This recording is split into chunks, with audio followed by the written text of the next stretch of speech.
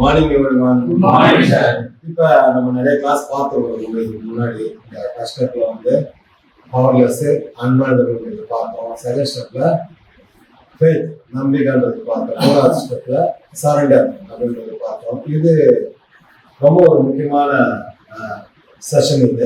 இதெல்லாம் அப்படின்னு பார்த்தீங்கன்னா இப்போ ஒன்ஸ் இந்த ப்ரோக்ராம் உங்களுக்கு கிடைச்சிச்சு, நீங்கள் இதை பார்க்குறீங்க, இந்த வழிமுறை உங்களுக்கு தெரியுது, லைஃப் லாங் வாழ்க்கை முழுவதும் குடியில்லாத போதை இல்லாத ஒரு நல்ல நிம்மதியான சந்தோஷமான வாழ்க்கை வாழணும். நிறைய பேர் என்னன்னா நடுவில் நம்ம குடிச்சிடுவோமோ, திருப்பி நம்ம வாழ்நாள்ல எதனா போதை பண்ணிடுவோமோ, நம்மள அறியாம நம்ம காலு ஒயின் ஷாப்புக்கு போயிடுமோ அப்படின்ற ஒரு சின்ன ஒரு பயம் இருக்கும்.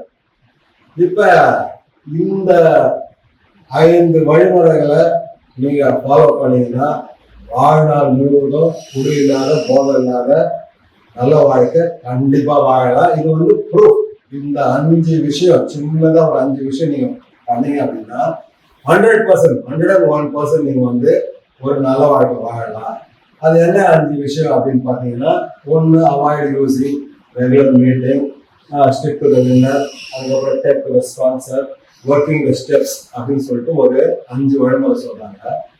இந்த அவாய்ட் யூசிங் அப்படின்னா என்ன அப்படின்னு பார்த்தீங்கன்னா, நீங்க இங்க இருந்து வெளியில போறீங்க, உங்க வாழ்க்கையில பல விதமான ஏற்ற இறக்கங்கள் வரும், பல விதமான கஷ்ட நஷ்டம் வரும், பல விதமான துக்கம் சந்தோஷம் வரும்.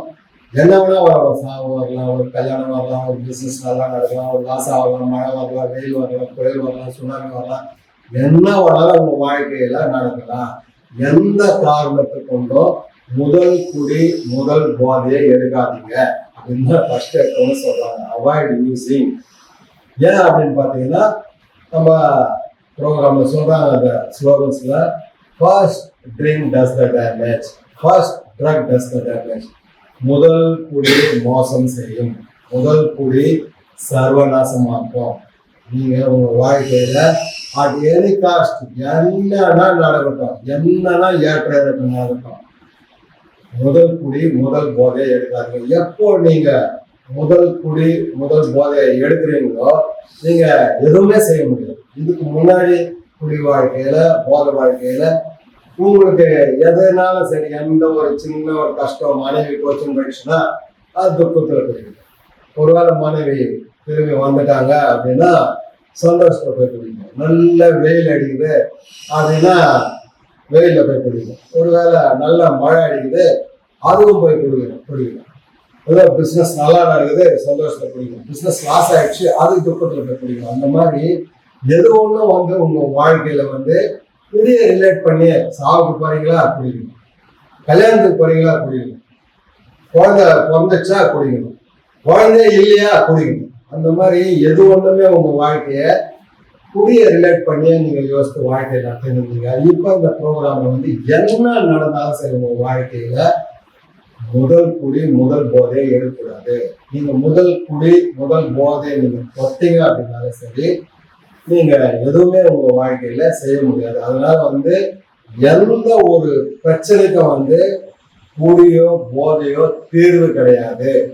நீங்க ஏதோ ஒரு பிரச்சனை அப்படின்னு சொல்லிட்டு நீங்க குடிச்சீங்க அப்படின்னா அந்த பிரச்சனை அதே லெவல்ல இருக்கும், இல்ல கொஞ்சம் அதிகமாகும், நாளாக பிரச்சனை தீராது.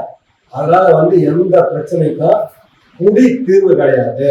அதனால வந்து நீங்க இங்க இருந்து வெளியில போறீங்க, என்னதான் நடக்கட்டும் உங்க வாழ்க்கையில முதல் குடி முதல் போதையை எடுக்கக்கூடாது. அவாய்ட் யூசிங் அப்படின்னு சொல்றாங்க. புரியுதுங்களா? ஹலோ, நீங்க என்ன நினைப்பீங்க, நான் வந்து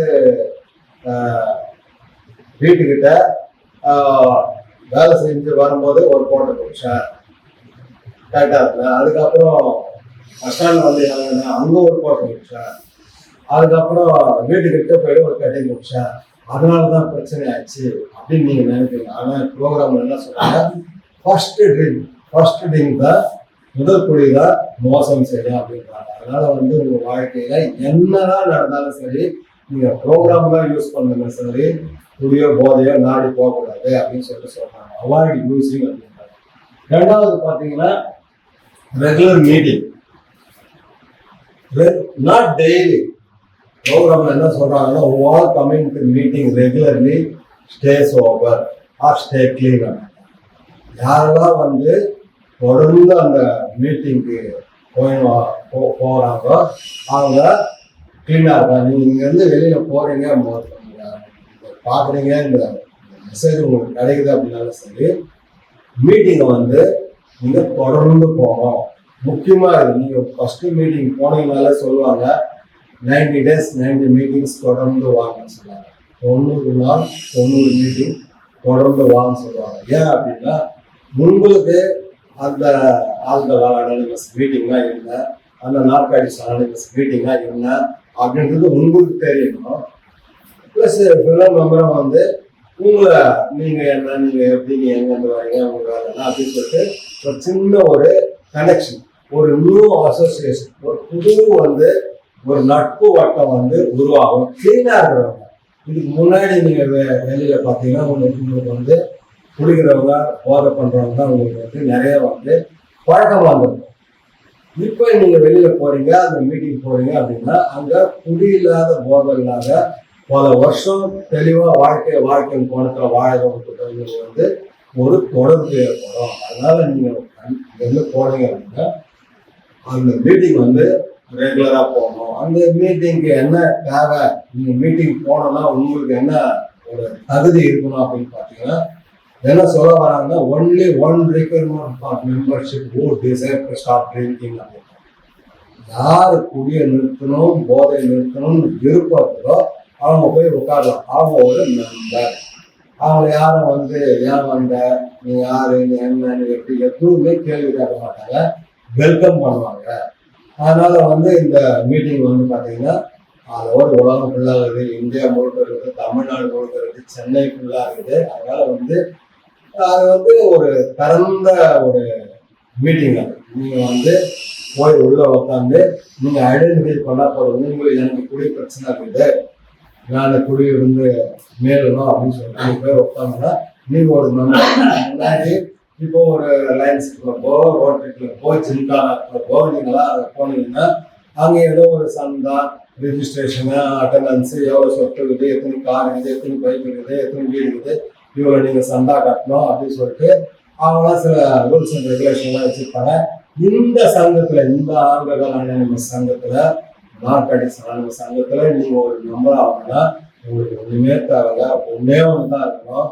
நானே குடியிலிருந்து வெளியே வரணும், போதையிலிருந்து நான் மாறணும் அப்படின்ற ஒரு விருப்பம் இருந்தால் போதும் நீங்கள் இதில் ஒரு மெம்பர் ஆகிடலாம்.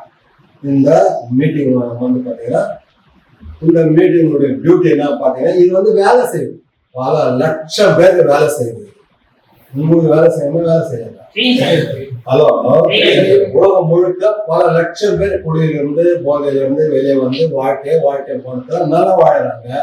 அதனால வந்து இது வந்து இட் ஒர்க்ஸ், இது வேலை செய்யுது. இப்ப என்னன்னா நீங்க அங்க போயிட்டு அதை உபயோகப்படுத்திக்கிறீங்களா உங்க வாழ்க்கைக்கு, அதுதான் கேள்வி. அதனால வந்து பாத்தீங்கன்னா நீங்க எந்த காரணத்துக்கு ஃபர்ஸ்ட்ல வந்து முதல் போதை எடுக்கூடாது. ரெண்டாவது பாத்தீங்கன்னா ரெகுலரா நீங்க மீட்டிங் போகணும், இது ரொம்ப முக்கியம். ரெகுலரா மீட்டிங் போயே ஆகணுமா. சில பேர் எனக்கு தெரிஞ்சு 10 வருஷம், 15 வருஷம், 20 வருஷம், 25 வருஷம், 30 வருஷம், 32 வருஷம், 43 வருஷம் மீட்டிங் போயிட்டு தான் இருக்கிறாங்க. 49 வருஷம் குடிக்காம இருக்கிறேன், எனக்கு மீட்டிங் தேவையில்ல, அப்படி கிடையாது. Once and alcoholic always and alcoholic. ஒரு முறை குடிநோயாலே சாகம் வரை குடிநோயாளி. அதனால வாழ்நாள் முழுக்க அந்த ஃபெலோஷிப்பு, அந்த ப்ரோக்ராமுக்கு நம்ம போயிட்டு தான் இருக்கணும். போக நம்ம இன்னும் தெளிவாக, இன்னும் பீஸ்ஃபுல்லாக ஒரு லைஃப் லீட் பண்ணலாம்.